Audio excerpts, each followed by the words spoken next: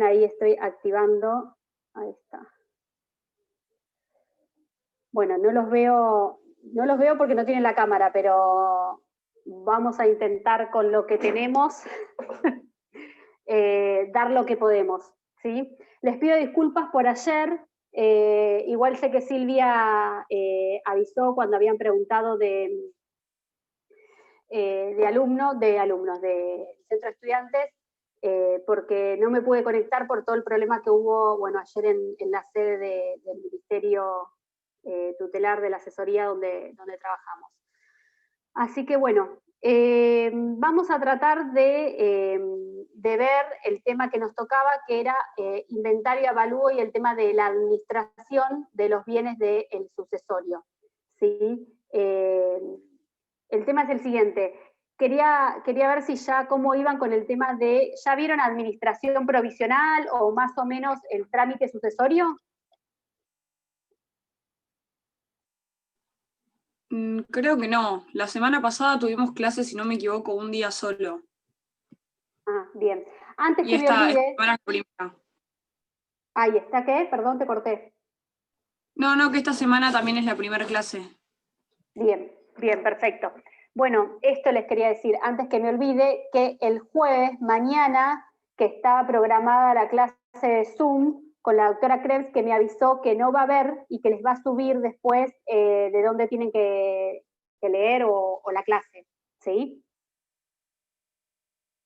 Eso por un lado. Vamos a ver, porque en realidad toca inventario y avalúo y el tema de la administración de los bienes del sucesorio. Yo creo que en una de las clases habíamos hablado cómo era el procedimiento, cómo se iniciaba, en qué momento tengo la administración y la disposición de los bienes, la diferencia cuando soy un heredero forzoso, cuando no, qué pasa con los acreedores, quién puede pedir el inventario y el avalúo, si siempre se hace un inventario de los bienes en el proceso sucesorio, o si eso puede ser reemplazado por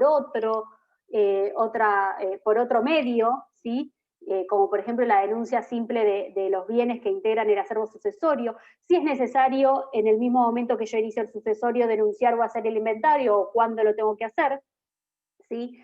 Pero para esto también tenemos que tener un poquito en claro cómo es el proceso sucesorio, ¿sí? Nosotros la otra vez cuando creo que en una de las primeras clases hablábamos de, bueno, ¿qué es lo que necesito yo? Ya sabemos que, obviamente, el proceso sucesorio es la transmisión de los bienes que corresponden a una persona muerta a las personas que lo sobreviven, en este caso los herederos.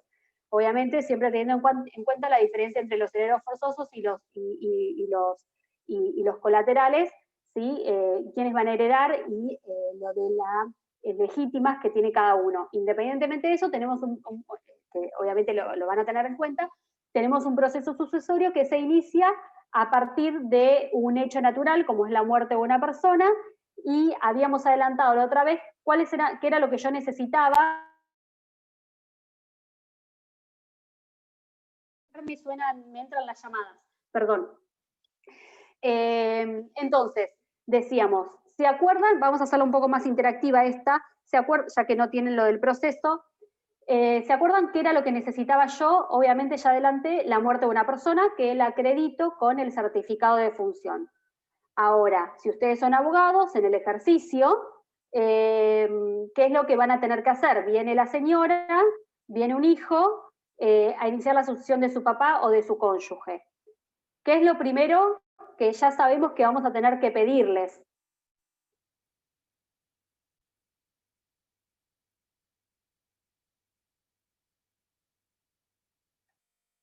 Están mudos o yo no escucho nada. El certificado de defunción. Exacto, primero el certificado de defunción. Después lo que necesariamente voy a tener que pedirles es acreditar el vínculo con el muerto, ¿sí? O con la muerta, o con le muerto. Una vez que ¿con qué acredito el vínculo? Si soy cónyuge, con el certificado de matrimonio que acredita el casamiento, ¿sí? La unión entre el muerto y la cónyuge. A su vez, si son hijos, obviamente, o si es el papá, lo que voy a tener que hacer es el certificado de nacimiento que acredite también el certificado de nacimiento que acredite el vínculo con esa persona.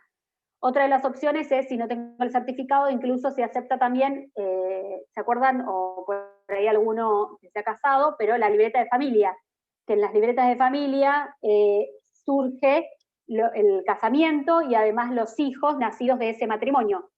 Entonces, primero entonces acredito el vínculo con el muerto y el fallecimiento. A su vez, en ese primer escrito de inicio de demanda, que no tiene mayores complicaciones, más que primero solicitar la apertura del proceso sucesorio de la persona fallecida y la acreditación de los vínculos con la documentación correspondiente, a su vez, lo que se suele hacer en ese primer escrito, ¿sí?, es denunciar los bienes que integran el acervo sucesorio del causante, los bienes que eran de esa persona fallecida. Pero denunciar los bienes de esa persona fallecida no es obligatorio en el primer escrito de inicio del sucesorio, ¿sí? Por lo general, puede denunciarse en ese primer escrito o más adelante cuando las partes lo crean conveniente. ¿Qué es lo primero que va a ordenar el juez, además de la apertura del proceso sucesorio de esa persona muerta? Es lo que hablábamos antes, la publicación de los edictos, ¿sí? ¿Eso lo vieron?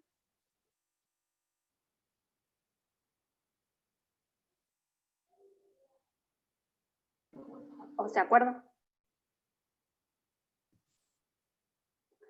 Bueno. Me parece que no, o sea, subieron un power de proceso sucesorio, pero, bueno, yo por lo menos no lo leí, pero me parece que no. Bueno, lo que se hace es publicar los edictos, ¿sí? ¿Qué es lo que dice el edicto? Que se declara abierto en el diario de mayor tirada del último domicilio del causante, ¿sí?, y en el boletín oficial, en esos dos lugares.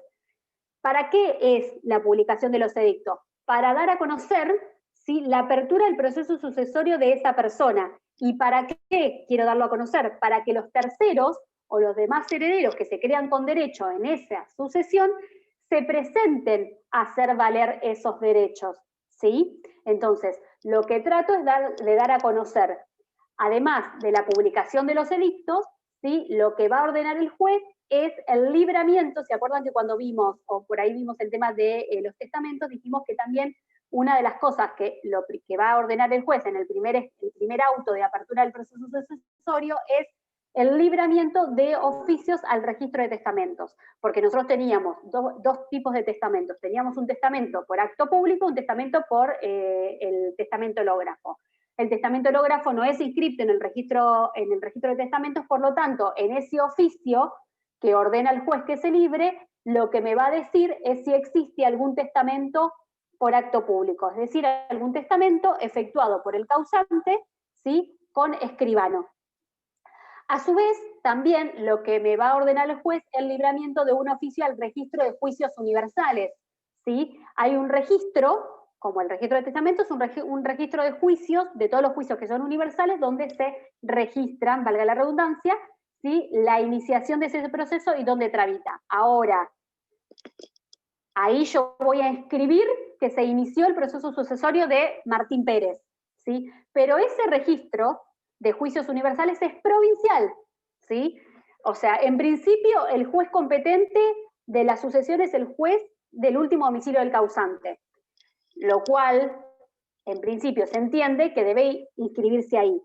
Eso no puede ser obstáculo, o por decirlo de alguna forma, ha sucedido que quizás se haya iniciado el proceso sucesorio de esa persona en otra provincia, ¿sí? Y eso no me va a surgir en ese oficio, no es de las más, pero sí puede llegar a surgir. Siempre tengamos en cuenta que si tengo una persona, no sé, uno de los antecedentes o uno de los fallos era que se había iniciado el proceso sucesorio de una persona que era un viajante y tenía dos familias, una doble vida. Entonces se había iniciado el proceso sucesorio por una de las convivientes en una provincia y acá en otra. Eso se detectó después, ¿sí? Pero podría llegar a suceder. En principio ese registro es provincial. Además, se va a librar un oficio, o sea, tenemos los edictos al boletín oficial y al diario de mayor tirada del último domicilio del causante, o sea, del lugar de fallecimiento, perdón, y después el oficio al registro de testamentos, el oficio al registro de juicios universales y el oficio al IPS, al Instituto de Previsión Social, ¿sí? Es para saber si esa persona tenía alguna deuda o alguna cuestión con el IPS. Antes, obviamente, llevábamos todos esos oficios en formato papel, y incluso antes de la pandemia, y más aún con la pandemia, todos esos oficios son librados, incluso el de juicios universales, por el juzgado, y los otros, o sea, los hace el aparte, y el juez los libra, ¿sí? Los remite, los envía. ¿Qué es lo que voy a hacer? Una vez que venció el plazo para que esos terceros o acreedores se presenten en el sucesorio a hacer valer sus derechos, ¿sí? Se va a cerrar ese plazo y se va a pedir el dictado de la declaratoria de herederos, ¿sí? Previa vista al Ministerio Fiscal, ¿sí? Que lo que hace es ver que se cumplieron los plazos y que no se presentó nadie, o que se presentó alguien, ¿sí? Podría llegar a ser la situación. Que hablando un poco de todo, no sé si se enteraron que murió Maradona, así que vamos a ver que, hablando de sucesiones, vamos a tener una sucesión donde yo siempre digo que las sucesiones y los divorcios se ven las peores miserias de la gente. Vamos a ver qué pasa con esa sucesión. Espero que al menos esperen los días de luto y llanto, pero también va a ser a lo Ford, me parece, y acá va a tener varios herederos. No sé si habrá dejado algo, pero bueno. Va a estar interesante desde el punto de vista de lo jurídico, ¿no? Más allá del luto, obviamente, que todos tenemos con Maradona. Pero bueno, en este caso, fíjense, teniendo algo actual y del día, en la sucesión de Maradona vamos a tener precisamente el último domicilio de Maradona es Argentina, Buenos Aires, creo que falleció en Tigre, no sé si tenía el domicilio ahí, pero ahí es donde va a tramitar el sucesorio, y esa publicación de dictos va a ser, va a dar a publicidad la apertura del proceso sucesorio. Entonces, una vez que se venció el plazo para que los terceros o acreedores se presenten a hacer valer sus derechos en esa sucesión, ¿sí? Y previa vista al Ministerio Público Fiscal, y en su caso a la asesoría al Ministerio Pupilar, o sea, a la asesoría de menores incapaces, en el caso de que exista menores, ¿sí? Previo dictamen de los dos ministerios, se dicta la correspondiente declaratoria de herederos, ¿sí? Acuérdense que la declaratoria de herederos, no sé si ya lo vieron porque es otra bolilla también, es lo mismo que proceso sucesorio, la declaratoria de herederos es, como lo dice la palabra, declarativa, no causa estado, por lo tanto puede modificarse. Si mañana viene un heredero y dice que no tuvo conocimiento de que se había iniciado el proceso sucesorio, por ejemplo, ¿sí? Esa declaratoria de herederos puede ampliarse, puede modificarse, por eso se dice que es meramente declarativa y que no causa estado. Ahí recién tenemos la declaratoria de herederos, este es lo normal y habitual, ¿sí? Ahora, ¿desde cuándo yo soy heredero? Desde el mismo momento de la muerte del causante, por lo tanto, la calidad de heredero la tengo desde ese mismo momento. Acuérdense, el 3279 del viejo código, y lo que dice ahora el código nuevo, que los herederos suceden al causante desde el mismo momento de su muerte, no desde el inicio del proceso judicial de la sucesión, sino desde el mismo momento del causante suceden a esa persona fallecida. ¿Qué significa? Que los herederos forzosos, ¿sí? Lo suceden al causante desde el mismo momento de la muerte, no necesitan una declaratoria de herederos. Sí la van a necesitar, por ejemplo, los colaterales, que necesitan esa declaratoria de herederos, porque no son herederos forzosos, no tienen una porción de la herencia establecida por ley. Necesitan ser llamados a esa herencia. ¿Se acuerdan esta diferencia, no? Esto de la investidura en calidad de heredero y todo, que no sé si la vieron, quiénes son los que necesitan la declaratoria y quiénes son los que obviamente tienen esa calidad desde el mismo momento de la muerte del causante. Entonces, vamos viendo cómo es el proceso sucesorio. Obviamente la otra vez habíamos manifestado también cómo era esto en el caso de que ese proceso sucesorio, que podía ser, la sucesión podía ser legítima o intestato o por el otro lado testamentaria, y en el caso de que era testamentaria necesitábamos también después la aprobación del testamento, llamando a los testigos, designando a un escribano que protocolice el testamento, ¿sí? Todas estas cuestiones ya las deberían haber visto en las otras bolillas. Lo que a nosotros nos compete en esta clase es ver, bueno, qué pasa con el inventario, qué pasa con el avalúo, es decir, con el valor que se le designa a esos bienes que forman parte del acervo sucesorio, y quién administra esos bienes, ¿sí? En principio el código, ya les voy adelantando, el código dice, ¿sí?, que en el caso de desacuerdo se prefiere que el administrador del sucesorio sea el cónyuge supérstite. A falta de acuerdo, ¿sí? Entonces, a falta de acuerdo entre los herederos, se va a designar a uno, ¿sí? Va a ser designado ese administrador por el juez. Ahora, hay que diferenciar esa administración extrajudicial que se hace del administrador judicial, ¿sí? La administración extrajudicial yo la tengo desde el mismo momento de la muerte del causante, es decir, que falleció mi papá y yo tengo propiedades que están en alquiler, todos los actos conservatorios, ¿sí? Los voy a poder realizar aunque no exista, aunque no haya iniciado el proceso sucesorio. Son todas aquellas medidas, ¿sí? Todas aquellas medidas o actos conservatorios necesarios para los bienes. Incluso puedo solicitar medidas cautelares en protección de esos bienes sin haber iniciado el sucesorio, ¿sí? ¿Me siguen? Cualquier cosa me paran, activan el micrófono y me preguntan. Porque como no los veo, o por ahí me pueden estar escribiendo y yo, como estoy desde el celular, no estaría viendo si hay algo escrito. Por lo menos háganme manito y veo que está todo bien. Bien, gracias. Gracias. Bien, entonces, dijimos, bueno, no es necesario que denuncie los bienes. Puedo solicitar medidas incluso antes del proceso sucesorio para conservar aquellos bienes y en todo caso el juez decidirá. Fíjense, nosotros vamos a tener, obviamente, el articulado tanto en el Código Civil como en el CPCC, ¿sí? En el Código Civil tenemos el 2341. Fíjense, en cuanto al inventario del avalúo, el inventario debe hacerse con citación de los herederos, acreedores y legatarios cuyo domicilio sea conocido. El inventario debe ser realizado en un plazo de 3 meses desde que los acreedores o legatarios hayan intimado judicialmente a los herederos a su realización. Hay que hacer un análisis que en realidad la mayoría de las sucesiones no se presentan los acreedores, ¿sí? A hacer valer sus derechos. Casi les diría que más del 50% de las sucesiones no hay presentación de acreedores. Cuando hablamos de inventario, ese inventario, ¿sí? Es que puede ser solicitado por los herederos o por los acreedores y legatarios del causante. Se presenta un escrito en el sucesorio pidiendo que se efectúe el inventario, ¿sí? Ese inventario va a ser efectuado por todos los herederos, si están de acuerdo, si no se tiene que nombrar a un inventariador, pero supongamos que están todos de acuerdo y algún acreedor que se presentó solicita la realización del inventario, el plazo que está estipulado por el código para que ese inventariador o para que los herederos presenten el inventario, es un plazo de 3 meses, nos dice el 2341.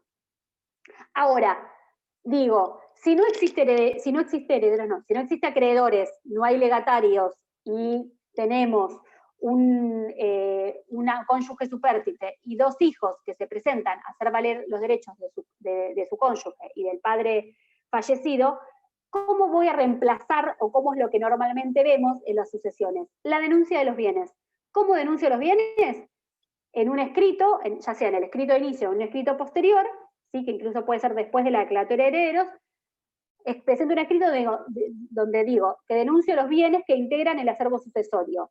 Uno, supongamos, el 50% del inmueble ganancial que conforme escritura, número tanto, y pongo todos los datos de la escritura, ¿sí? Después, el 100% de titularidad del causante de un inmueble ubicado en tal que de la escritura surge tanto, cuya evaluación fiscal, porque en realidad, además de la denuncia de los bienes, ¿sí? De decir cuáles son los bienes, tanto en el inventario como en el escrito de denuncia de bienes, lo que tengo que poner, ¿sí? Además del detalle de ese bien, es cuál es la evaluación, ¿sí?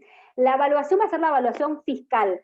No sé si alguno tuvo en algún momento la posibilidad de ver un impuesto inmobiliario, ¿sí? Pero para que se den una idea, en el impuesto inmobiliario dice, evaluación fiscal tanto, impuesto al acto o sí, creo que dice impuesto al acto no, evaluación al acto o alguna cosa así, no me acuerdo cómo es específicamente la frase, tiene otro monto. El valor que se va a tomar en el proceso sucesorio, en principio, es la evaluación fiscal.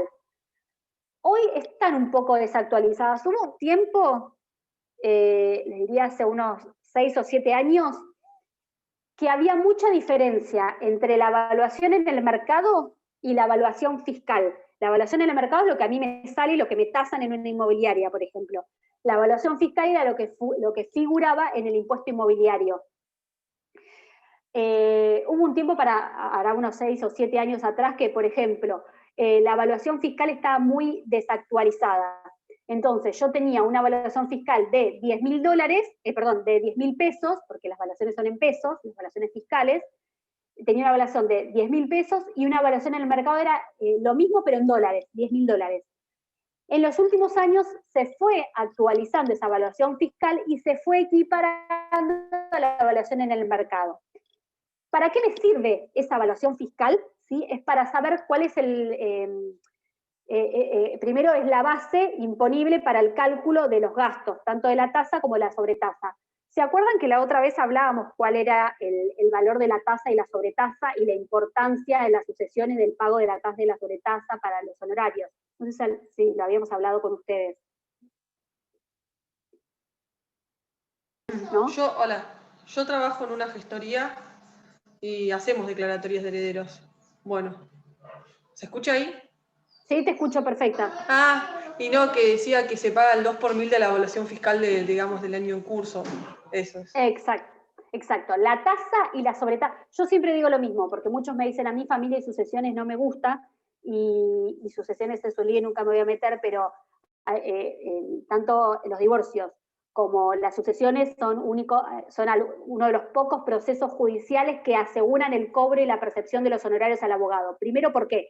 El divorcio, porque para inscribir el divorcio necesito sí o sí acreditar en el expediente que el abogado percibió sus honorarios, ¿sí? O que sus honorarios están asegurados. Lo mismo pasa en las sucesiones.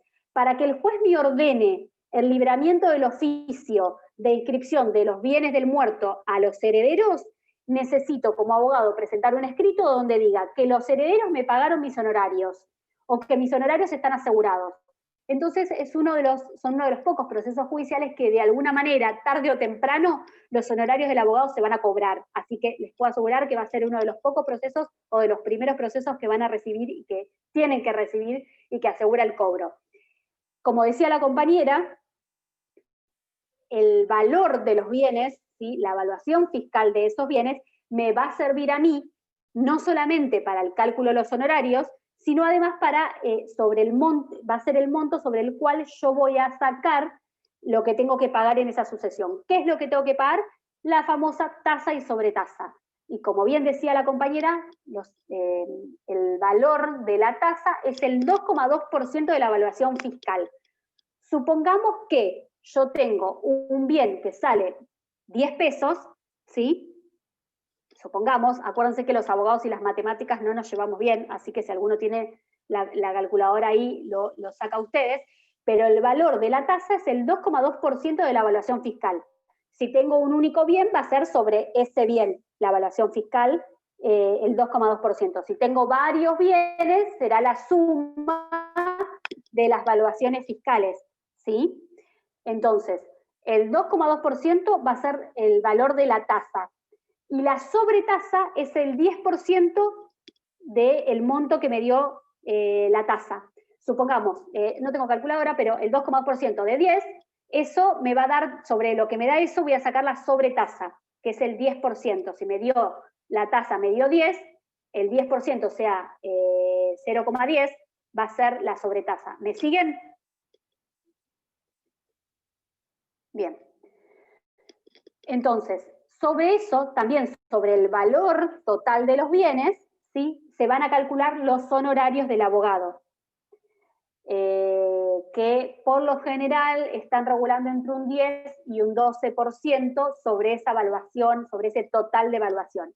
Acuérdense, como habíamos dicho en otras oportunidades, que no es necesario denunciar todos los bienes en el sucesorio. Yo puedo hacer una denuncia de bienes hoy, por ejemplo, de 2 bienes, liquidar esos bienes, partirlos, inscribirlo a nombre de los herederos, o hacer por tracto abreviado e inscribirlo a nombre de un tercero, y mañana o dentro de 2 años denunciar otro bien pagar tasa y sobretasa sobre ese bien, honorario sobre ese bien y la inscripción de ese bien, de ese tercer bien, a nombre de los herederos. No se me obliga, ¿sí?, a que en la denuncia de bienes yo tenga que poner la totalidad de los bienes. Diferente es si a mí, el acreedor, me está pidiendo que haga un inventario para poder cobrarse su crédito. Acuérdense que cuando hablamos de acreedores, pueden ser los acreedores del causante o los acreedores de los herederos, ¿sí? Igualmente, los acreedores del causante, ¿sobre qué se van a poder cobrar su crédito? Sobre los bienes que integran el acervo sucesorio del causante. Acuérdense que el beneficio de inventario lo que hace es que los herederos respondan por las deudas del causante con sus propios bienes, con los bienes que reciben del causante y no con sus propios bienes, ¿sí?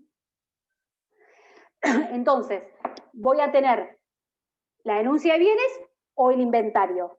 En uno o en otro, lo que voy a hacer es detallar el bien, ¿sí?, con todos los datos, y establecer el avalúo, el valor de esos bienes.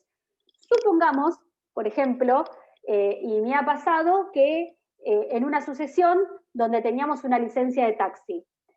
Ustedes saben que las licencias de taxi no pueden ser comercializadas en principio, ¿sí?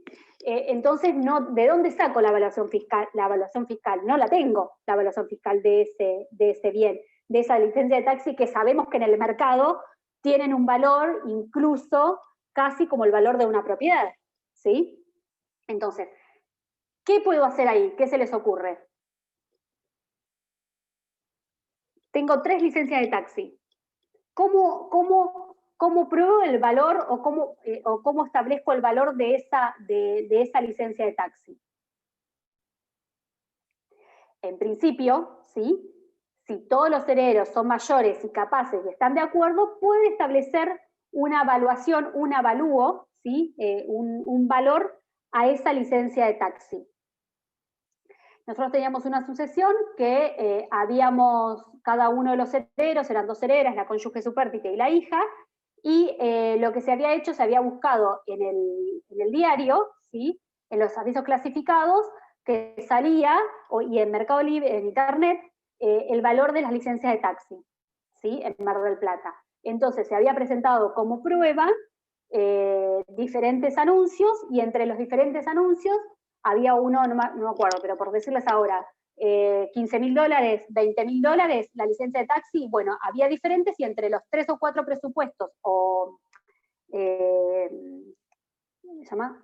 avisos que se habían presentado, se acordó entre las 2 herederas un monto, y ese fue el monto que se le puso a esa licencia de taxi. O sea que en principio el acuerdo lo pueden hacer los herederos siempre que sean mayores y capaces, si no obviamente van a necesitar la intervención de la asesoría, en el caso de que sean menores o incapaces, ¿sí?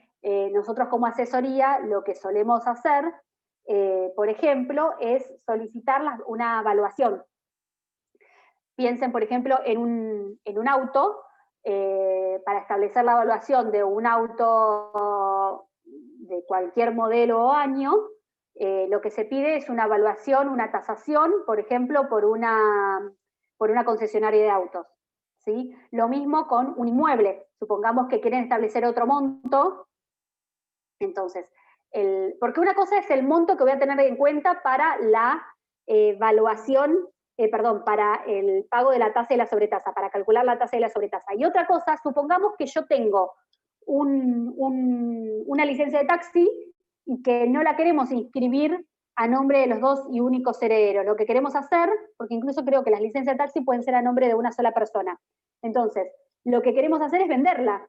Entonces, bueno, ¿a cuánto la vendemos? Entonces, en ese caso sí es necesario que los herederos se pongan de acuerdo, o en su caso lo establezca el juez, el valor de esa licencia de taxi. Entonces va a ser importante el acuerdo de los herederos, o en su caso la evaluación o la presentación de pruebas. Yo les daba el ejemplo de la licencia de taxi, pero tranquilamente podría ser sobre un inmueble que lo quieren vender, pero que no quieren que esté a nombre de 2 herederos, o lo necesitan vender, por ejemplo, para pagar los gastos del sucesorio. Entonces, ¿a cuánto lo vamos a vender? El avalúo, ¿sí? el valor de ese bien, se van a poner de acuerdo los herederos. Presentando ¿qué? Tasaciones. Si uno presenta una tasación de $30.000 y el otro de 35, entonces se puede establecer una evaluación intermedia de 32,5, por ejemplo. ¿Sí? Entonces, la orden judicial obviamente va a salir para la autorización de venta de ese inmueble que pertenece al acervo sucesorio por un valor que no sea menor, por ejemplo, a $32.500. Eso para que se den una idea del fundamento del por qué es necesaria la evaluación de los bienes. Entonces, ¿hago el inventario o hago la denuncia de los bienes? El inventario obviamente lo va a hacer, fíjense lo que dice el 2341, y en el CPCC, fíjense el 751, que dice inventario y avalúo de los bienes, y nos da en 4 incisos cuándo debe hacerse judicialmente ese inventario y avalúo de los bienes que integran el acervo sucesorio del causante. El 751, el CPCC, lo que me dice es, bueno, el inventario y avalúo de los bienes se va a hacer judicialmente cuando, a pedido de los herederos, esto que leíamos en el 2341, a pedido de los herederos, acreedores y legatarios, cuando se hubiere nombrado curador de la herencia, ¿sí? El curador, el albacea, cuando lo solicitaren los acreedores de la herencia o de los herederos o el organismo recaudador fiscal y resultare necesario a criterio del juez, o en el inciso 4, cuando correspondiere por otra disposición de la ley. ¿Se acuerdan cuando nosotros veíamos sucesiones testamentarias, si es que la vieron ya o deberían haberla visto, que dijimos que el causante, además de el causante de su testamento, ya sea testamento hológrafo o por acto público, además de disponer de sus bienes para después de su muerte, de estas cláusulas que son de contenido patrimonial, también puede hacer cláusulas de contenido no patrimonial. Habíamos dado el ejemplo, bueno, puede reconocer un hijo, bueno, también puede, ¿sí?, designar un albacea, un administrador del sucesorio, que es el que va a tener que hacer la denuncia de bienes o el inventario en su caso. No sé si alguno ha estudiado por Aspiri, a mí me gusta mucho Aspiri porque es bastante práctico y es bastante corto. No sé si en el último libro, pero en una de las ediciones anteriores, no sé si lo han agregado en la última actualización, él tenía en la parte de albacea el testamento de Gardel. Y en el testamento de Gardel no tenía hijos, no tenía herederos forzosos, ¿sí? Más que la madre. Entonces, lo que había hecho era la designación de un albacea, es decir, un administrador del sucesorio.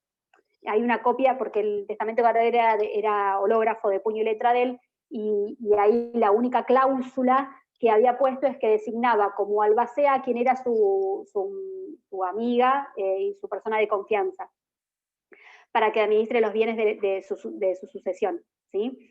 Entonces, en ese caso, fíjense que el 751, el CPCC, me dice, bueno, el inventario que digo, no la denuncia de bienes, el inventario judicial, ¿sí?, el avalúo de los bienes debe hacerse a pedido de los herederos, del causante los herederos, obviamente, a pedido de los acreedores del causante o acreedores de los herederos, cuando existe el nombramiento de un curador para que haga ese inventario, o por cualquier otra disposición que establezca el juez, ¿sí?, o a pedido del Ministerio Público Fiscal. En esas situaciones se hace el inventario judicial, no se puede hacer un inventario extrajudicial. Yo puedo también hacer un inventario provisional, ¿sí?, provisorio, hasta que se haga el inventario de avalúo de los bienes. El inventario definitivo, el 753, dice que va a hacerse una vez dictada la declaratoria de herederos. Dice, dictada la declaratoria de herederos o declarado válido el testamento, lo mismo, se hará el inventario definitivo. Sin embargo, con la conformidad de las partes, podrá asignarse este carácter al inventario provisional. ¿Qué quiere decir? Que si yo tenía el inventario provisorio, que había hecho antes de la declaratoria de herederos, puedo pedir que ese mismo se declare como definitivo. O, dice el artículo, admitirse el que presentaren los interesados, a menos que en este último caso existieran incapaces o ausentes y sin perjuicio de la intervención que correspondiera al organismo recaudador fiscal. Esto es lo que yo les decía. A ver, puede haber un inventario provisorio y es el que se pide que después quede definitivo. Ahora, si hay alguna persona incapaz o menor de edad, ¿sí? Entonces, en ese caso, necesariamente en de ese inventario se le va a tener que dar traslado de inventario o de denuncia de bienes, se le va a tener que dar traslado al Ministerio Público Fiscal y al Ministerio Público Tutelar, ¿sí? En el caso, puede ser necesario que se nombre un inventariador, ¿sí? Una persona que haga ese inventario que deberá ser efectuado por un escribano, lo dice ahí el 754. Ahora, sin embargo, nosotros tenemos en el 2431, en el 2431 que nombrábamos hoy, esto de todas aquellas medidas, ¿sí?, que yo puedo hacer o que yo puedo solicitarle al juez previo a efectuarse el inventario. ¿Por qué? Porque la administración de esos bienes, ¿sí?, y todos aquellos actos conservatorios de los bienes la tienen los herederos del mismo momento de la muerte del causante. Quería leerles, fíjense, bueno, no tiene mucha dificultad, pero el 754 y el 756 me dice lo de el inventariador y la citación a hacer el inventario, que se tiene que citar a las partes, a los acreedores legatarios, al representante de los organismos correspondientes, para la formación del inventario, notificándolos personalmente. Bueno, obviamente ahora, dadas las circunstancias, esto es viejo, pero podría hacerse tranquilamente por vía telemática, y tienen que intervenir todas las partes, ¿sí? Por eso es no solamente los herederos, sino también los acreedores y en su caso los ministerios correspondientes. El acta de diligencia contendrá la especificación de los bienes, esto que hablamos antes, especificación de los bienes con indicación de la persona que efectúa la denuncia. Si hubiese título de propiedad, solo se hará una relación sucinta de su contenido, es decir, título de propiedad inscripto en tal fecha, en tal lugar y tanto. No es necesario que se transcriba todo la escritura. Se deja constancia de las observaciones o impugnaciones que formularon los interesados. Por ejemplo, el otro día en la asesoría recibimos un expediente donde hay un auto. Vieron, seguimos con el tema de la licencia de taxi, pero porque a veces estas son las que traen complicaciones, ¿no? Era una licencia de taxi que está a nombre del causante, pero no sé si alguna está en el tema, pero la licencia de taxi y el auto que se afecta a esa licencia de taxi tiene que estar a nombre de la misma persona. Entonces, el causante, la causante, en el caso era una mujer, tenía alquilada la licencia de taxi. ¿Y qué pasaba? La persona a la cual ella le alquilaba la licencia de taxi había comprado un auto, porque otra de las cosas que te exige la municipalidad es que el auto tenga que ser de determinado modelo y año. Entonces, la persona que le alquilaba a ella, a la cual ella le alquilaba en realidad la licencia de taxi, había comprado un auto y ese auto en realidad se había puesto a nombre de quien es la causante, ¿sí? ¿Me siguen? Y ella le había firmado un 08, o sea, como reconociendo, lo compraste vos, pero te firmo un 08 reconociendo que es tuyo. ¿Qué pasa? En la sucesión, una de las partes, uno de los herederos, que en realidad eran menores de edad, se presentaba la madre, decía que ese auto, ¿sí?, estaba a nombre de la causante y por lo tanto tenían que ingresar al sucesorio. El cónyuge supérstite lo que decía que en realidad, si bien ese auto figuraba a nombre de la muerta, o sea, de su esposa muerta, ese auto, por una cuestión de reglamentación interna de la municipalidad de la licencia de taxi, en realidad correspondía a el que le alquilaba la licencia y que de hecho había un 08 firmado que no se había podido hacer la transferencia porque la persona había fallecido. Entonces, fíjense, en este caso, esto se produjo en el momento de hacer la denuncia de los bienes. Se hizo esta impugnación, esta observación, y lo que resolvió el juez, lo que se pidió a través de la asesoría, era la fijación de una audiencia, que es como dice el artículo, para que se pueda llegar a un acuerdo en relación a el carácter de ese bien y se integra o no el acervo sucesorio del causante y por lo tanto si tiene que ser incorporado a el inventario y la denuncia de bienes. Bueno, en este caso, la mamá de los chicos por las cuales nosotros interveníamos terminó reconociendo que era cierto que la muerta no era titular de ese bien. De hecho, se habían presentado pruebas de que este hombre había comprado el auto y estaba pagando todas las cuotas, y los recibos figuraban a nombre del inquilino, ¿no? Del inquilino de la licencia de taxi. Entonces se probó y terminó reconociendo que era cierto que el auto que estaba adjudicado, asignado a esa licencia de taxi, no formaba parte del acervo sucesorio, por lo tanto quedó afuera. Todas estas cuestiones tienen que ser resueltas, ¿sí?, en el proceso sucesorio. En el caso de que no hubiésemos llegado a un acuerdo sobre ese auto, entonces se tiene que armar un incidente por separado, ¿sí?, para probar el carácter de ese bien. ¿Sí? ¿Me siguen? Bien. Yo a veces trato de dar ejemplos como para que se ubiquen. A veces uno cree que puede no pasar, pero lo cierto es que muchas veces pasa. Sí es cierto que no hay muchas situaciones en las cuales se hagan inventarios.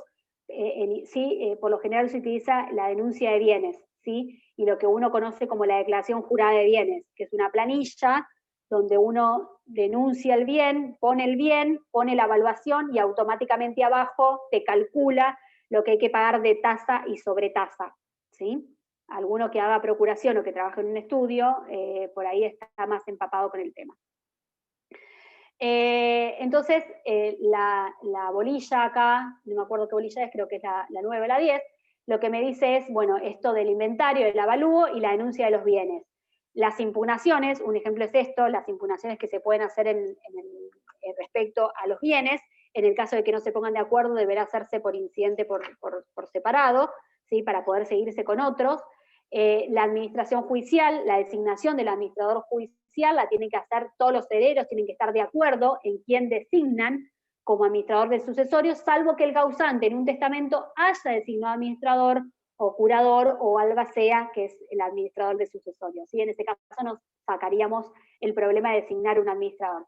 Obviamente que si hay un único bien, que es un auto, no en todas las sucesiones necesito designar un administrador. Esto es en el caso de que existan varios bienes, o que estén alquilados, o que sean bienes, o que sean, por ejemplo, una empresa. Yo la otra vez la contaba de la sucesión de una persona conocida acá de Mar del Plata que tiene una radio. Entonces el tema era que había que designar a un administrador que administre todas las cuestiones de la radio, ¿sí? Entonces dependerá en cada circunstancia en particular si es necesaria la designación de un administrador. Lo vemos muchas veces por ahí en cuestiones donde hay empresas o donde hay varios bienes que están alquilados.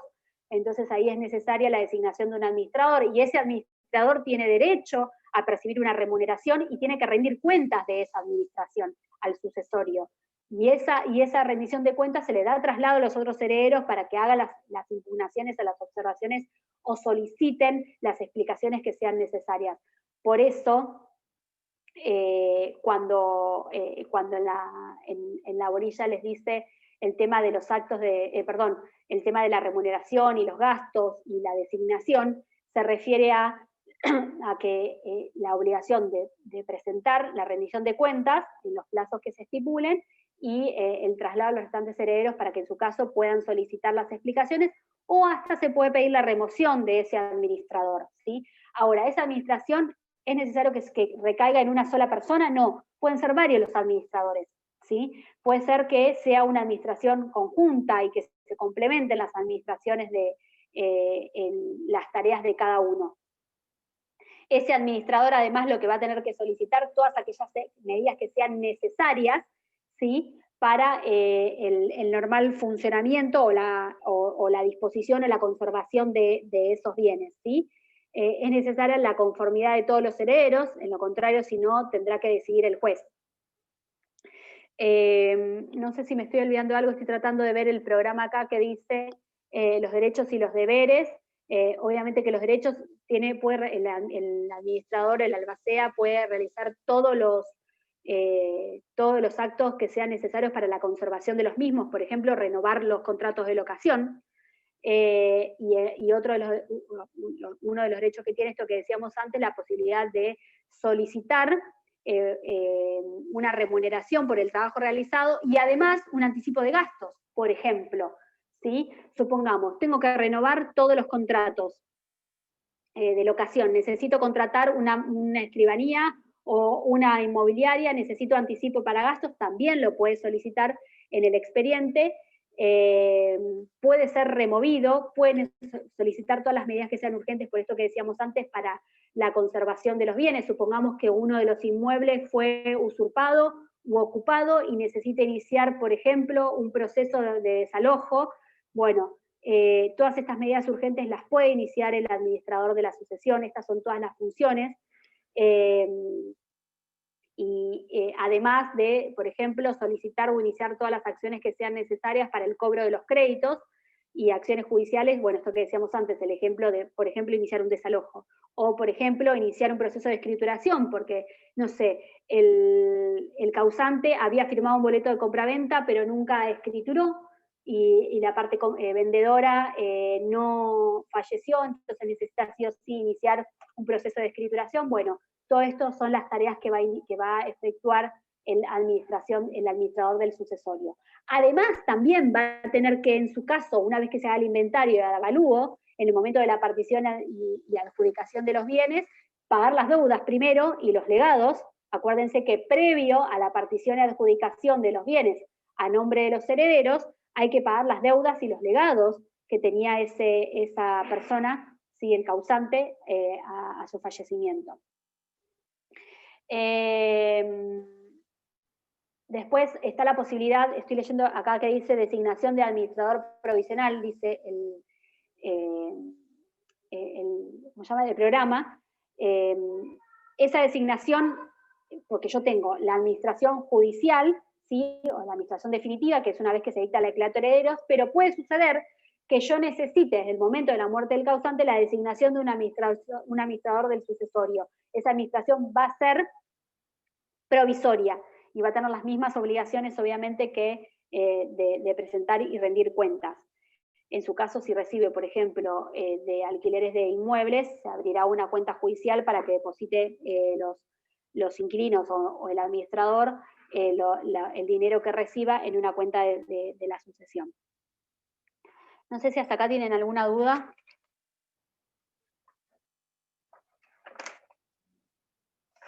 Doctora, a mí me quedó, cuando hablamos de la tasa y de la sobretasa, del 2,2% y de la sobretasa, que es el 10% del monto de la tasa, después yo seguí que la evaluación del abogado, ¿qué? ¿Puede ser del 10 o el 12%? ¿Qué? ¿De esa tasa y de esa sobretasa? Los honorarios, decís vos, ¿no? Sí, sí.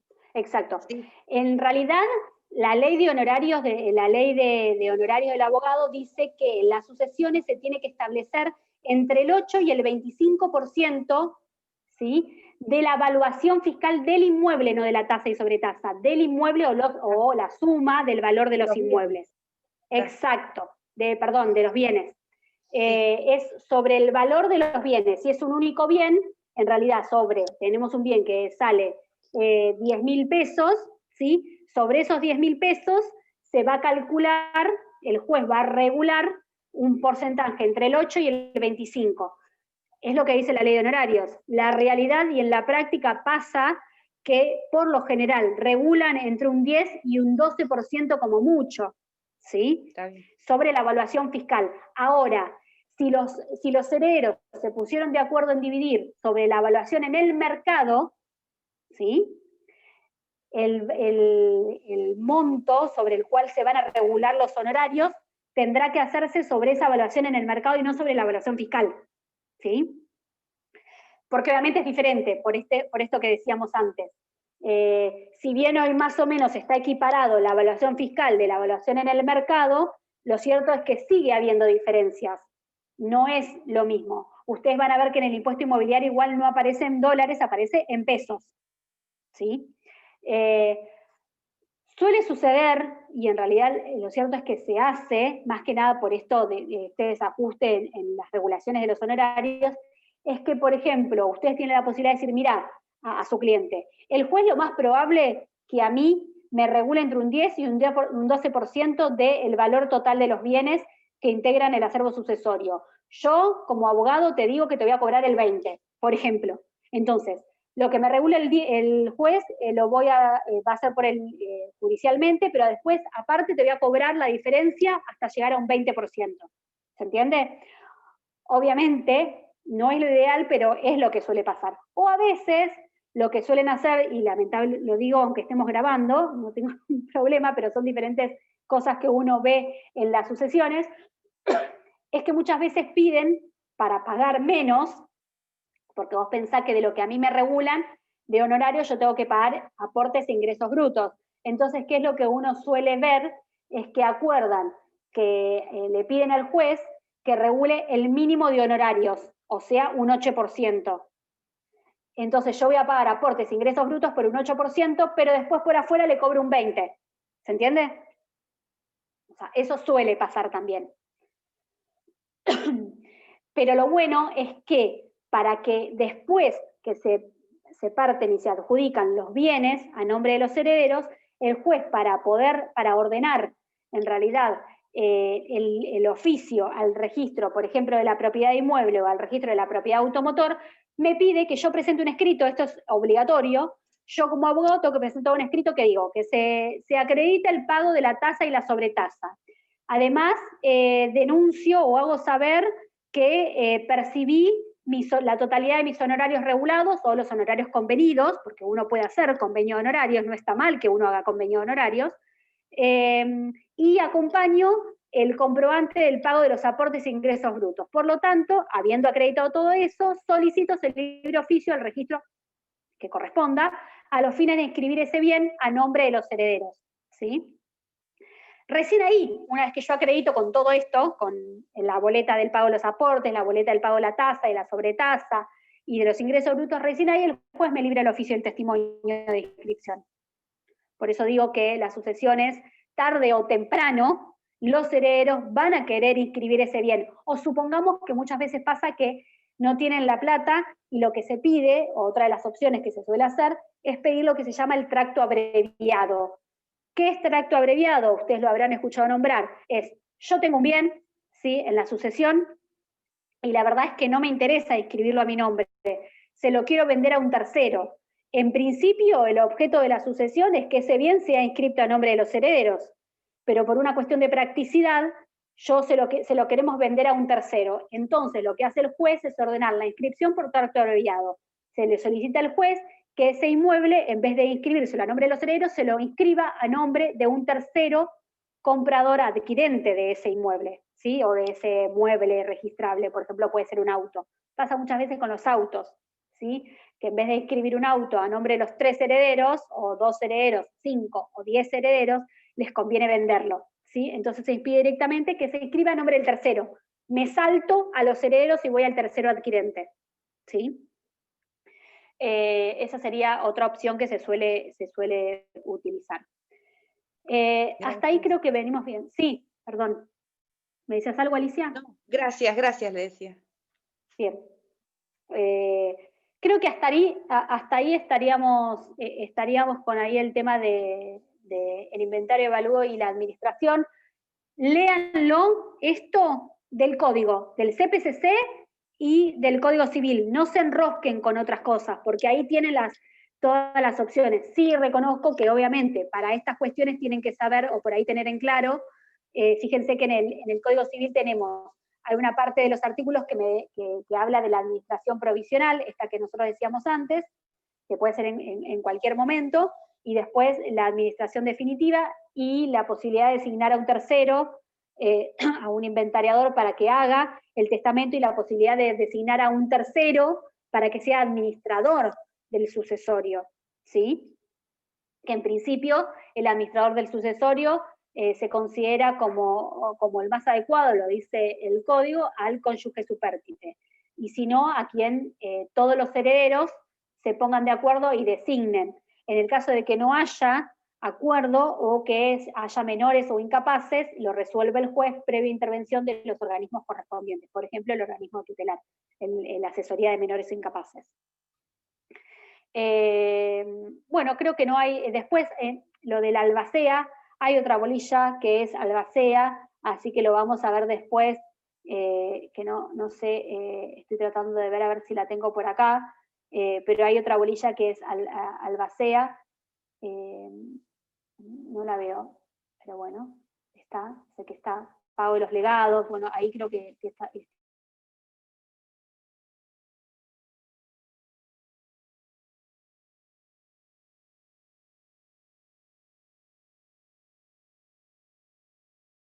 A la página. Mañana es 26. Sí, mañana es 26. ¿Sí? Mañana no tenemos, entonces. No, mañana no hay Zoom. Mañana directamente sube la doctora Creves el material a la página. Bueno, gracias. Bueno, chicos, cualquier cosa me escriben. No sé si alguno había escrito en el chat. Ay, acá hay algo y perdón que no lo leí. Ahí voy. No lo habían hablado. Ay, no sé quién me Ana, el que no habíamos hablado. Recién lo veo, perdón. Que escribiste en el chat.